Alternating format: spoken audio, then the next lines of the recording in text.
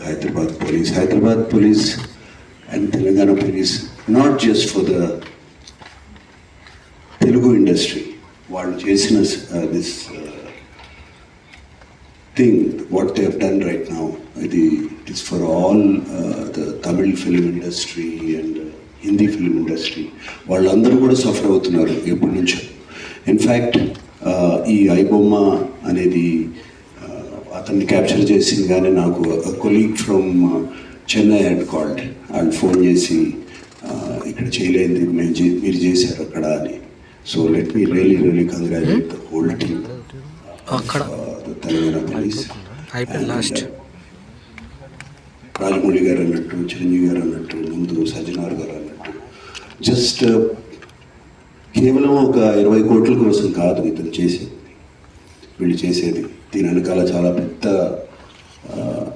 International racket is there and international fraud is there. 50 lakh subscribers అన్నారు సజ్జనార్ గారు.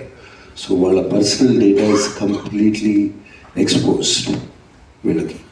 And I remember మా ఇంట్లో కూడా, మా ఫ్యామిలీలో కూడా just about 6 months back 7 months back ఇదే జరిగింది. ఆల్మోస్ట్ ఇంట్లో ఫ్యామిలీ మెంబర్ని ఒక డిజిటల్ అరెస్ట్లో ఆల్మోస్ట్ 2 days పెట్టారు. ఇదే సేమ్ ఒక ఆర్గనైజేషన్ ఇస్ డన్. సో వాళ్ళు ట్రాక్ చేస్తారు, వీక్నెస్ చూసుకుంటారు, ఎలా పట్టుకోవాలి, మేము ఎలా చేయాలి అని చేసి. And they have all the details, credit card account details, everything.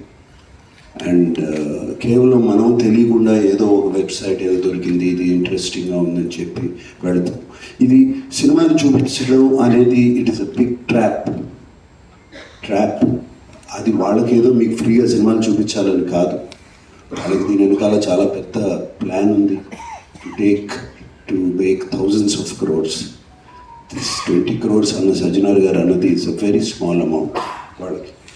And 3 కోట్లు దొరికిందన్నారు, నాకు తెలిసి వాళ్ళకి జస్ట్ చేంజ్ అది. సో అండ్ నేను ఇంట్లో అప్పుడు మా family member had to approach the police. నాకు ఇలా జరుగుతుంది అంటే ఇమీడియట్గా when police came on line వచ్చింది, కానీ వాళ్ళు 1 సెకండ్లో మాయమైపోయారు. వాళ్ళని ట్రేస్ చేయడం కూడా కుదరలేదు తర్వాత, అంత పకడ్బందీగా ఉన్నారు. సో ఇలా ఫ్రీగా నథింగ్ ఈజ్ ఫ్రీ, రాజమౌళి గారు అన్నట్టు నథింగ్ ఈజ్ ఫ్రీ. అండ్